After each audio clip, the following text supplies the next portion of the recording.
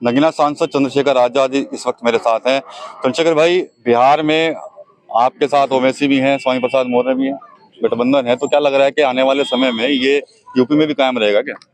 देखिए, अभी बिहार की परिस्थितियों को लेके और बिहार में जो पार्टी का कैडर है उन्होंने फैसला लिया है कि वोटों का बिखराव ना हो तो मिलकर चुनाव लड़ा जाए। कुछ सीटों पे दूसरे दल लड़ रहे हैं, कुछ पे हमारा दल लड़ रहा है। कुल मिला के 60 के करीब सीटें हैं जिन पे तीनों दल मिलकर लड़ रहे हैं और इसलिए लड़ रहे हैं कि इन जो बहुजन समाज है उनमें जो है वोटों का बिखराव ना हो और अच्छे परिणाम आए और हमारा वहाँ प्रतिनिधित्व बने, रिप्रेजेंटेशन हो, हमारा आदमी वहाँ विधानसभा में जाए और जाके हमारे मुद्दों पे जो है संघर्ष करे। कई ऐसे मुद्दे हैं जिनको कभी किसी ने संज्ञान नहीं लिया। भारत का संविधान जो है, जो रोटी कपड़ा मकान की गारंटी देता है, लेकिन क्या आज देश में या बिहार के हर व्यक्ति को रोटी कपड़ा मकान मिल रहा है?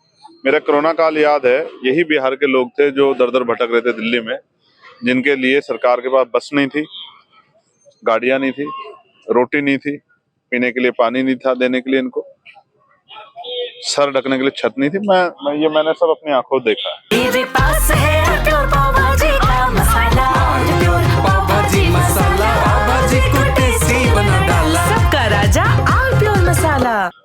बिहार के साथ बड़ा अन्याय हुआ। बिहार बहुत पीछे। बिहार की लड़ाई लड़ना हमारी जिम्मेदारी है। हर मुद्दों पे हमने बिहार की लड़ाई लड़ी है। हमारा बहुत सारा कैडर वहां पर है। मैं कई बार जब बहन बेटियों के सम्मान का घटना घटी तो मैं खुद वहां गया। तो हम चाहते हैं और वहां के लोग भी चाहते हैं कि बिहार में हमारा रिप्रेजेंटेशन हो और वो विधानसभा में उनके मुद्दों को लड़े। कल मैं देख रहा था रेलवे फाटक पे खड़े हुए थे, आपने गाड़ी फंसी हुई थी आपकी, कह रहे थे अभी कोई गुहार लगा रहे थे, कोई मंत्री मेरे यहाँ पे नगीना में 2 जगह पे, नेटोर के बाहर 1 जगह पे, धामपुर में 2 जगह पे, शिहोरा में 1 जगह पे और हल्दौर में पुराने फाटक बने हुए हैं। और उन फाटकों की वजह से 15-15, 20-20 मिनट ट्रेन जब आने में देरी होती है तो व्यक्ति खड़ा रहता है। आप ये देखिए, समय वैल्यूबल है। कई बार हम ये देखते हैं कि 5 मिनट की देरी हो जाए तो किसी की जान चली जाती है और 5 मिनट का अगर समय बच जाए तो किसी की जान बच सकती है। हम सब लोगों की जिम्मेदारी है कि कई बार मेरे सामने, मेरे क्षेत्र में ऐसी घटनाएं और देश में भी आई हैं, प्रदेश में भी, कि 5 मिनट पहले अगर हॉस्पिटल चले जाते तो हमारे परिवार को व्यक्ति बच जाता। मैंने केंद्रीय रेल मंत्री जी से, अश्विनी वैष्णव जी से मिलकर ज्ञापन दिया, हाउस में मुद्दा उठाया रेलवे बजट पे, लेकिन आज भी मेरे यहाँ पे ओवरब्रिज और अंडरपास नहीं बने, जिसकी वजह से बहुत परेशानी होती है। जो ऑफिस जा रहे हैं उनको लेट होता है, जो बच्चे स्कूल जा रहे हैं उनको लेट, जो बच्चे पेपर में जा रहे हैं उनको लेट होता है, जो परिजन अपने बीमार परिवार के व्यक्ति को ले जाए उनको लेट होता है। कई बार जान भी चली जाती है। आदमी की जान जरूरी है, आर्थिक नुकसान सहा जाता है, लेकिन परिवार के किसी व्यक्ति का नुकसान नहीं सहा जा सकता। कई बार ये होता है, इससे बड़ा तकलीफ होती है। इसलिए मैंने कल ये मांग मैंने दिखाया उनको कि डिजिटल इंडिया की बात करते हैं, चांद पे जाने की बात करते हैं, मंगल की बात करते हैं, क्या स्थिति है मेरे क्षेत्र में देखना चाहिए। क्या नगीना के लोगों को अंडरपास ओवरब्रिज नहीं मिलना चाहिए?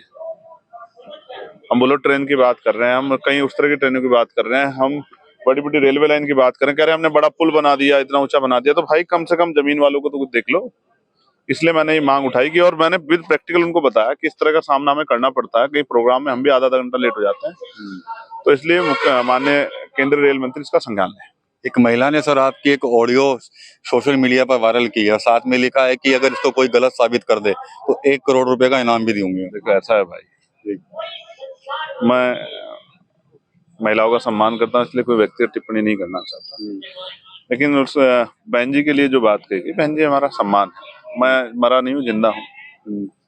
किसी ऑडियो वीडियो के पास क्यों जाना जब मैं सामने खड़ा हूँ? मैं अपने मुंह से कह रहा हूँ, मैंने 50 मंचों से कहा कि हम बहन जी का सम्मान करते हैं। राजनीतिक दल हमारे अलग अलग है, लेकिन उनके संघर्ष का हम लोग सम्मान करते हैं, आज भी करते हैं।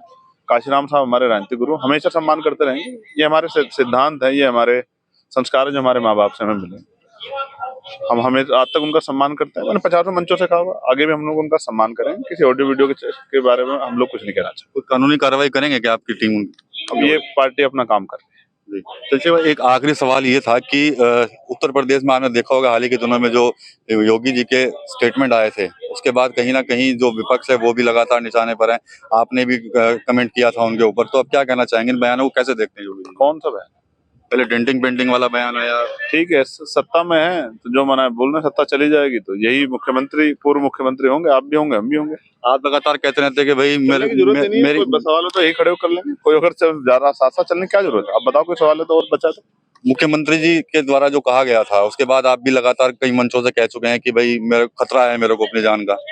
नहीं, मैं खतरा क्या है, आप तो यहीं रहते हैं साहब, आपने देखा नहीं मेरे ऊपर गोली चली है? खतरा किसे होता है, इस पर गोली चली हो या जो हवा में बात कर रहा हो?